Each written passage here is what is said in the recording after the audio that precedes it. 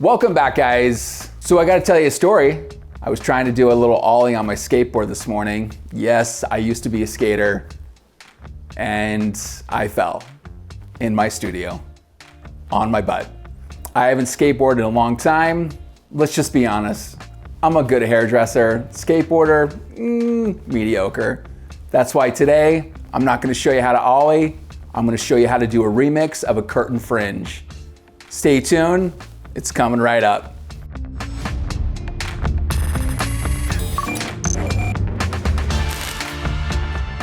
So first things first, when you're doing a curtain fringe, 99% of the time, a curtain fringe is gonna be in the center. So really, honestly, you want to make sure that we're going to part right here in the center, find that center part right through there.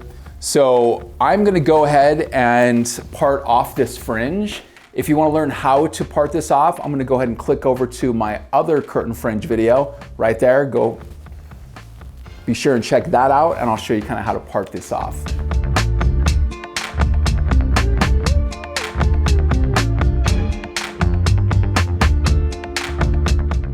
When it comes to doing any sort of fringe, one of the most important things you want to make sure and look out for is that this temporal bone, and we all have that bone on our on our head, and it's that bone you can feel right at that point. Now, you want to use that as an imaginary line, and you want to come all the way up. And you can usually find your part between combing down and then pushing back up, and the hair will naturally split between the front and the sides. So I did that on both sides, and you're gonna see how this is gonna be a nice little triangle. And the reason why I go to find this kind of fringe is, number one, is that if you go too shallow, you'll always have hair kind of falling forward. So make sure you do this, it's the key thing. Now when we start this curtain fringe, we're going to part this in the center, and we're gonna subdivide this between section 1, section 2, section 3. And so those subsections on the inside will be parted from the center. We're gonna over direct this section over here. We're gonna over direct this section over here. And you're gonna see this, and as we use over direction, you're gonna create those angles, which is gonna create that curtain. Okay, so now that we've got these two sections parted off, this is gonna be our first subsection, and we have our right section, and then we have our left section, which essentially would be reversed for you since you're watching this. So starting on her right, your left, looking at this, I'm gonna take this section and I'm going to comb this straight down, and then I'm going to over direct it over here, and then I'm going to use a razor to cut that line down. So let's go ahead and do that now.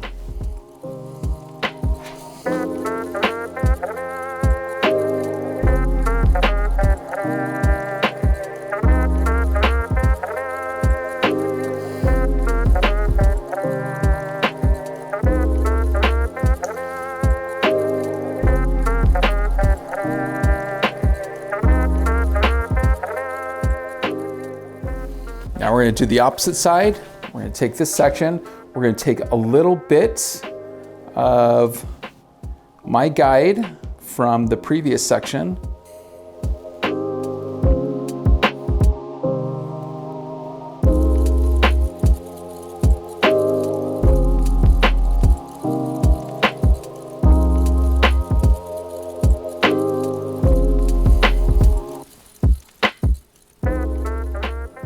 So now that we finished the first subsection, and again, taking this section, over directing it this way, taking this section, over directing it that way, and then using our razor. And now the thing about when you use a razor, there is distinguishing points that you have to remember when you're cutting. And if you're gonna be cutting, whether you're gonna be cutting like left or you're gonna be cutting right. Now a razor has 2 points. You have your heel and you have your toe. Now when you cut, this way, you're gonna be using your heel. When you cut this way, you're gonna be using your toe.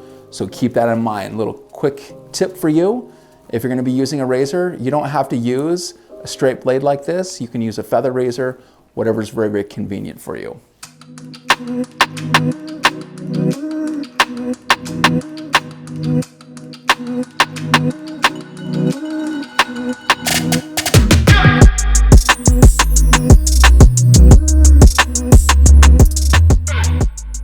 One of the things you want to keep in mind is that a curtain fringe literally has the shortest point in the center, and then it really just V's out. It's an upside down V, so keep that in mind. Where it really comes into play that makes the difference is in the styling. Let's go ahead and style that now so I can really kind of show you how you can tweak that and you can wing out those longer pieces through there.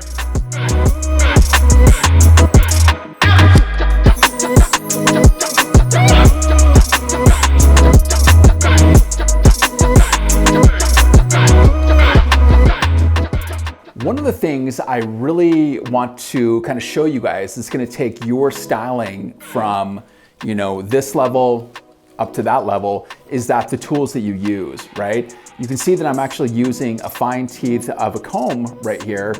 Now, these combs are amazing. They're super durable, super flexible. This is a YS Park comb. As you can see, I was starting to blow dry just this center portion down really flat, because the thing about a curtain fringe is that you want the center really flat. Then we're gonna go in on the side portion through here, and we're gonna be using a round brush, and we're going to be kind of flipping these out.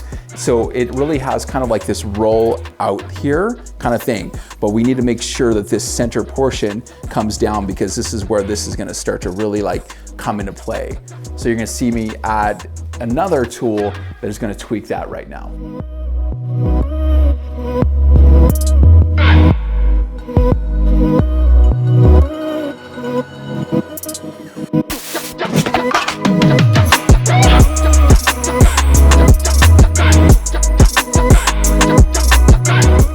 So some of the key things to keep in mind when you're styling: blow dryer goes down, right? So you're gonna hold the blow dryer down this way. You gotta make sure that that center portion is extremely flat. Do that with a comb, okay? Then you're gonna take a round brush, preferably something that has aluminum in it. The reason for aluminum is that it's going to heat up like a curling iron, so you're gonna get more kind of wave and curl out of it. And I would use something that is not too big. You know, something that's too small, you're gonna get too kind of too flippy on the ends. So make sure it's got a really nice roll to it. Again, it's all personal preference when it comes down to the style and kind of what you're looking for. The thing I want you to really notice is that this has no sort of texturizing in it, except for the razor that we use. And so I'm gonna go in and I'm gonna remove a little bit of weight. This is still looking like really amazing. Of course, all personal preference on where you want it to hit on the eyes. Do you want, you know, it to kind of come into the eyes? Do you want it like really out of the eyes? That's really up to you, okay?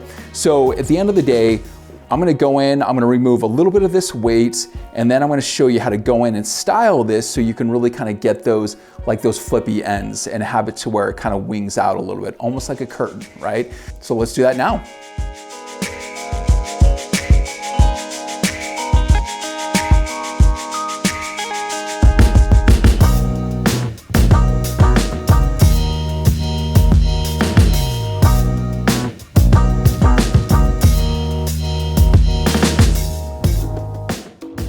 So one of the things when it comes down to finishing off curtain fringe, you can use a powder texturizer that I've used in my current videos. You can use waxes, you can use pomades. The thing that what I really want to show you guys is we're going to use a spray wax. The spray wax is from Orbay. This stuff's amazing. So I'm going to go ahead and apply this. I'm not going to apply it right to her hair. I'm going to apply it to my hands first. I'm going to put this into my fingers.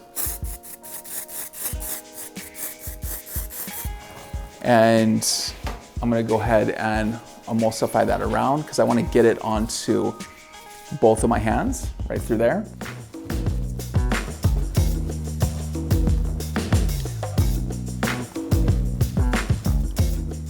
Because really where the magic happens with a curtain fringe is at the very end when you're finishing it off. So you wanna make sure that your finished style, of course, has the direction with the blow dry that is super crucial. Then when it comes down to actually like styling, you wanna make sure that you're kind of putting your fingers in there and you're kind of twisting and you're tweaking it out like that. That's like really where the magic kind of comes in. So that in itself, and again, I'm not going too close to the root with the product because if you're using any sort of wax and pomade and things like that, it can essentially get kind of greasy. So you really want to make sure it's just really truly on those ends. I truly hope you guys enjoyed my remix today of curtain fringe cut with the razor. You know, it really doesn't matter what tool you guys use, you know, whether you're using a scissor, texturizer, razor, a kitchen knife, no, I'm just kidding, steak knife, you know, maybe it might cut a little bit better. Maybe a butter knife actually, you know? I mean, we have a butter knife, it is super, super sharp. Yeah, no, I'm sorry, it's not a butter knife, it's a bread knife. You don't need a butter knife to be sharp. Like, what was I thinking? That was kind of funny. I was thinking butter. No, it's a bread knife. I mean, you could use that. I just want to put a disclaimer. I don't want to be held responsible if you cut your nose. So I'm just saying, good luck, guys. Thanks for tuning in. If you haven't subscribed, go and subscribe. If you haven't liked it, go ahead and like it. And if you haven't shared it, I would love it if you guys share this. Honestly, thank you.